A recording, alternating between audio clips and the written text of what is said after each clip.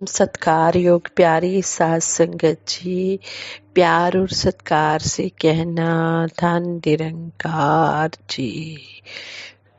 विश्वास जो करते हैं वो सब सुख पाते हैं, ले लेके चरण धूले गुरुमुख मुस्काते हैं। सतगुरु निरंकार दातार का हम हर पल शुक्राना करते हैं, जो हमें हर पल हमारा विश्वास दृढ़ करने के लिए हमें बार बार समझा रहे हैं कि हे इंसान, जब तक तू इस परम पिता परमात्मा पर विश्वास नहीं करेगा तब तक तेरे मन में ये ज्ञान ठहर नहीं पाएगा।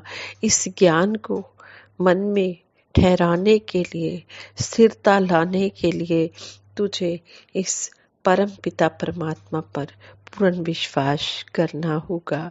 सतगुरु दातार का हम हर पल शुक्राना करते हैं और यही अरदास करते हैं, हे सच्चे पातशाह, हमारा विश्वास आप जी के दर पर बना रहे। भक्ति से भरा जीवन दातार हमें देना, मजबूत पहाड़ों सा एतबार हमें देना।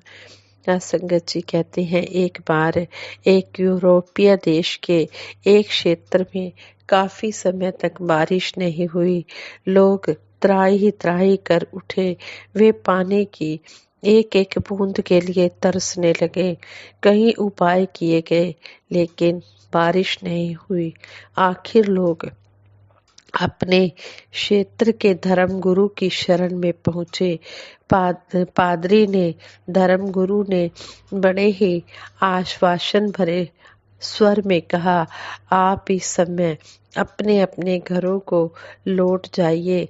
कल सुबह बस्ती के बाहर वाले मैदान में इकट्ठे हों।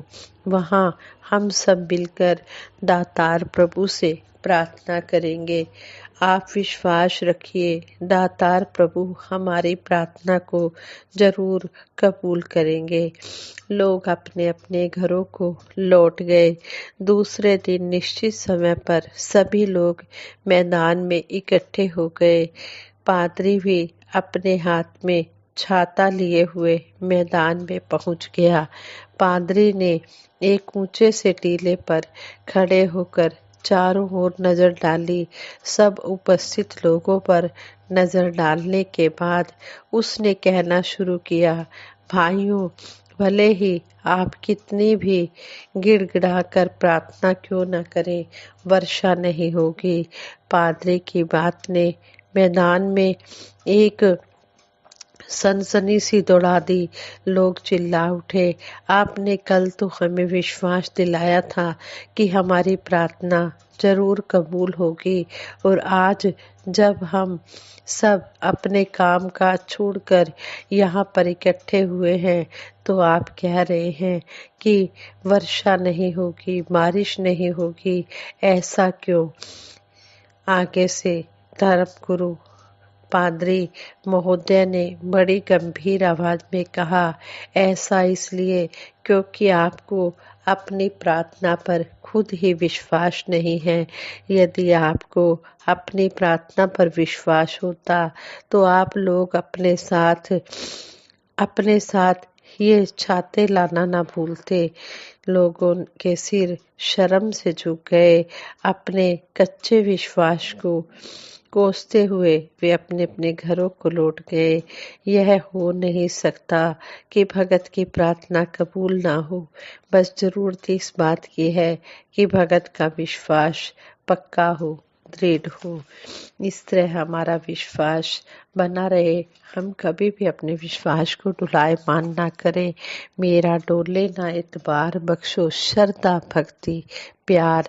सतगुरु के चरणों में भगत यही अरदास करता है कि हे मेरे सच्चे पातशाह, कोई भी ऐसा पल ना आने पाए जिस पल मैं इस दर से डोल जाऊं। हे मेरे दातार सच्चे पातशाह, मेरे विश्वास को कभी भी डोलने मत देना। मेरा विश्वास बनाए रखना, अपने चरणों से जोड़ कर रखना।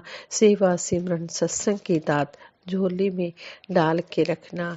भक्ति भरा जीवन संतों जिए जाएं, सत्संग सेवा सिमरन सदा हम करते ही जाएं, गुण इस निरंकार प्रभु के गाते ही जाएं, मिलजुल कर इसकी चर्चा करते ही जाएं। साथ संगत जी कहते हैं, मिट कर भी ना गुलाब मिटने पाता है, बन के खुशबू हवा में बिखर जाता है। मिट कर भी ना गुलाब मिटने पाता है, बन के खुशबू हवा में बिखर जाता है। एक सुंदर गुलाब पर एक स्पॉटलाइट चमकने के साथ मंच तैयार है। गुलाब एक कोमल मधुर आवाज में बोलना शुरू करता है कि मैं एक गुलाब हूँ, प्यार और सुंदरता का प्रतीक हूँ।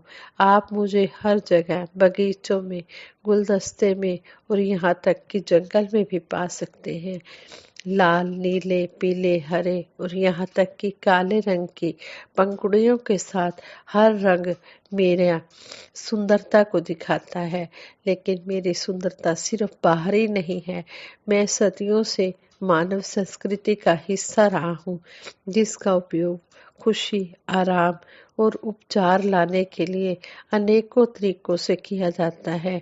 मेरी खुशबू का उपयोग इत्र और हर तरह की खुशबू से किया जाता है, जो हवा को मेरी मीठी खुशबू से भर देता है।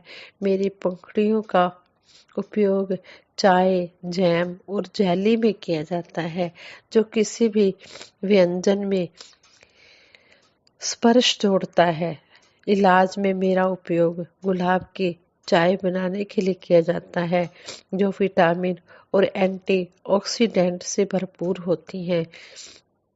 मेरे आवश्यक तेलों का उपयोग भी किया जाता है, जो विश्राम को बढ़ावा देता है और तनाव को कम करता है। और तो और मृत्यु के बाद भी मेरी सुंदरता और उपयोगिता फीकी नहीं पड़ती। मेरी सूखी पंखुड़ियों का उपयोग पोटपुरी में किया जाता है, जो किसी भी कमरे में लालित्य का स्पर्श जोड़ती है। मेरी लकड़ी का उपयोग सुंदर फर्नीचर बनाने के लिए किया जाता है और मेरे बीजों का उपयोग नए गुलाब लगाने के लिए किया जाता है, जो मेरी विरासत को जारी रखते हैं। तो देखिए, मैं सिर्फ एक सुंदर फूल नहीं हूँ, मैं प्यार का प्रतीक हूँ, आराम का स्रोत हूँ और प्रकृति की सुंदरता और आश्चर्य की याद दिलाता हूँ।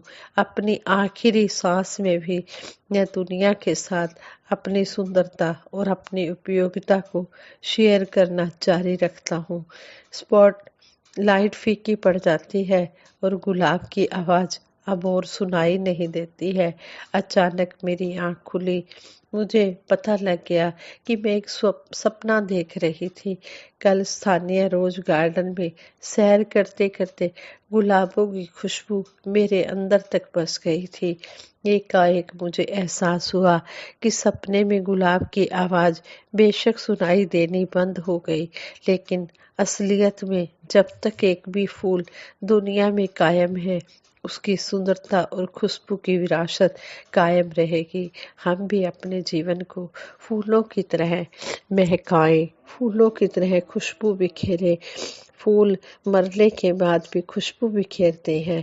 इसी तरह जो संत महात्मा होते हैं, वो भी अपने इतने अच्छे कर्म करके जाते हैं कि संसार में जाने के बाद भी उनकी याद संतों महापुरुषों के दिल में बसी रहती है।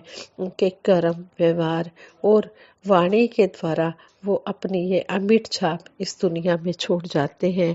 जो संत महात्मा होते हैं, वो अपना लोक सुखी परलोक सुहेला कर जाते हैं। जीते जी भी उनकी पूजा होती है और मरने के बाद भी उनकी पूजा होती रहती है, उनकी जय जयकार होती है। पूजा होने का मतलब यही है कि उनके कर्मों को याद किया जाता है, उनके कर्मों को पूजा जाता है। जग की शोभा वो बनते हैं, गुरु वचनों को जो अपनाते हैं।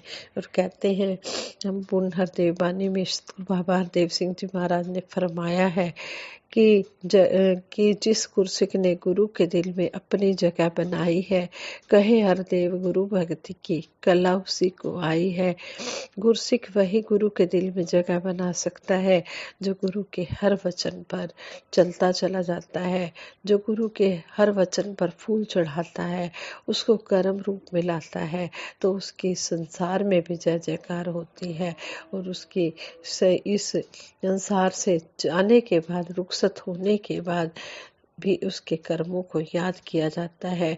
उसको संत अपना लोक सुखी परलोक सुहेला तो करते ही हैं, साथ में वो संसार का भी सुधार करके जाते हैं, संसार का भी परोपकार करके जाते हैं। संत महात्मा परोपकार के लिए ही जीते हैं। कहते हैं जिस तरह वृक्ष अपना फल स्वयं नहीं खाते, नदियां अपना जल स्वयं नहीं पीते, इसी तरह जो संत महात्मा होते हैं वो भी अपना जीवन संसार के उपकार में लगा देते हैं।